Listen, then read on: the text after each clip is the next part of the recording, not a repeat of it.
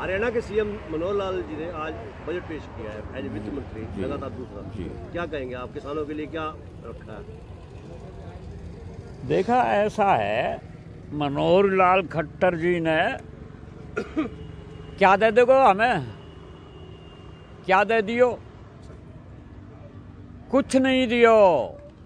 आज 6 महीनों से मतलब यू है कुछ भी नहीं दियो खट्टर सरकार ने। क्या देगा हमें? अरे हमारा भाव दे दे, हमारा भाव दे दे, हमें और नो चाहिए कुछ भी। ये बहलाने वाली बात नहीं चाहिए भाई। पेंशन बढ़ा दी, ये कर दिया, वो कर दिया, पेंशन घर से बढ़ा दी। ये चौधरी साहब की बंदी हुई है और जादनो मोदी जो कह दी मुझे दिल्ली पहुंचा दो। और ये समझो मतलब मेरी पक्की पेंशन जो कि बंसीलाल सरकार ही उस टाइम पर बंसीलाल ने ये कही, मतलब कोई कानून नहीं है ऐसी। चौधरी साहब ने कही मतलब कानून बनाने के जा रहे हैं, हम भैंस चराने के नहीं जा रहे। क्या दे देखो खट्टर हमें, क्या दे दियो खट्टर ने? तो आज के बजट से आपको क्या निराशा हुई है क्या? पूरी निराशा, पूरी। अरे हमारे बालक ने नौकरी मिल रही नो, हमें कोई सुविधा मिल रही नहीं भाई। पेंशन कर दी, क्या ले आया पेंशन में? हरियाणा के सीएम ने अपने बजट में काफी कुछ दिया भी है, ऐसी बात नहीं है। काफी मदों में पैसा राशि आवंटित की है। क्या दियो खट्टर ने, क्या दे सके हमें? अब हम वह बजट है पढ़े हैं यो सेकंड समगा में अपने धरनों भाई, हम अपने धरनों समगा में या बजट पकड़ाम पढ़े हैं? हमने पढ़ना ही छोड़ दिया बजट। क्या था देखो हमें? नहीं, ये तो देखें कि सरकार ने जो आपको आज कुछ ना कुछ तो दिया है, ऐसा नहीं है कि कुछ नहीं दिया, कुछ ना कुछ तो आपको दिया है। मैं वही चीज़ आपको कहना चाह रहा हूँ कि आपने बजट पढ़ा नहीं। और दूसरी बात यह है कि 28 पेज का बजट है जो पेश किया गया है अलग से, जो हमारे पास ड्राफ्टिंग आई है। भाई मैं ये तो कह रहा हूँ बजट में क्या दे दियो वाने हमें बताओ तो सही। मैंने बजट में यूं दे दियो,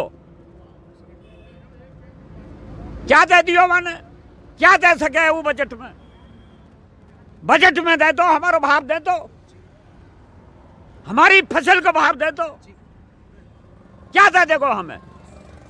आज बजट पेश किया है हरियाणा की विधानसभा में सीएम साहब ने, दूसरा बजट पेश किया आज। आपको क्या लगा कि किसानों के लिए क्या किया उन्होंने? देखिए, किसानों के लिए तो ये ना पहले करते थे ना इस बजट में इन्होंने कुछ किया है।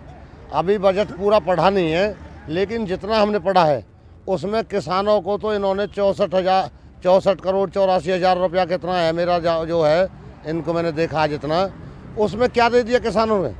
ये तो ऊँट के मुंह में जीरा के समान है। किसान तो पहले ही आत्महत्या के कगार पर है, आत्महत्या कर रहे हैं। और इन्होंने ये झुंझुना पकड़ा दिया किसान को, इन्होंने युवाओं को, बेरोजगारों को। क्या आप किसी क्षेत्र में देखिए, इन्होंने सारे क्षेत्र में सिर्फ आंकड़ों की बाजीगरी के अलावा कुछ नहीं किया। किसी भी क्षेत्र को रीड करिए आप। ये 24 पेज का शायद ये इनका बजट है। 24 पेज अभी हमने पढ़े नहीं है, लेकिन जो हमने पढ़े हैं, जो माननीय मुख्यमंत्री जी खुद मानते हैं, पिछली सरकार इस स्टेट में, हरियाणा राज्य में इन्हीं की थी और देश में भी इन्हीं की थी। और माननीय मुख्यमंत्री जी खुद अपने उसमें मानते हैं कि हर प्रति व्यक्ति आय देश में भी घटी है और प्रदेश में भी घटी है। यदि देश में भी आय घटी है और प्रदेश में भी घटी है तो ये निश्चित है कि ये आने वाले वर्षों में भी यही आंकड़ा जारी रहेगा और बढ़ता रहेगा। यदि ये आंकड़ा बढ़ा तो इस बजट में क्या कर दिया? बजट का मतलब होता है किसी स्टेट की, किसी देश की जो उन्नति के लिए बजट बनाया जाए, उसके किसान मजबूत हो, उसका हर वर्ग मजबूत हो, उसका मजदूर मजबूत हो, वो फायदे में रहे, उन्नति करे। लेकिन इन बजट ने तो पिछले साल के बजट ने गर्त में डाल दिया और अब का आने वाला बजट भी पूरी तरह किसान को बर्बाद करके छोड़ेगा, मजदूर को रहने नहीं देगा, ये दो रोटी खाने नहीं देंगे। आज विधानसभा में बजट पेश किया गया है हरियाणा के सीएम मनोहर लाल द्वारा, क्या कहेंगे?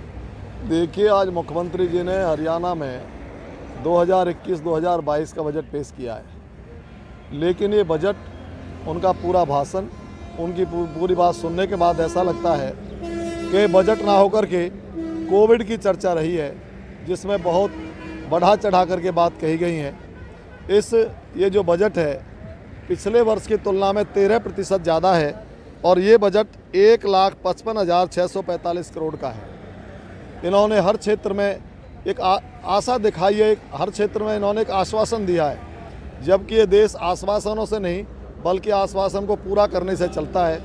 इस बजट में किसान के लिए, नौजवानों के लिए, रोजगार के लिए, खाद, बीज, दवाई और पेस्टिसाइड्स के लिए, कहीं भी स्वास्थ्य के लिए, कहीं भी सहकारिता के लिए ऐसा कोई बिंदु नज़र नहीं आता जिससे ये कहा जाए कि यह प्रदेश का बजट प्रदेश के में कोई तरक्की की बात करेगा। ये केवल जुमलों के बजट है, इसमें केवल जुमले और आंकड़े पेश किए गए हैं जो वास्तविकता से कहीं दूर हैं।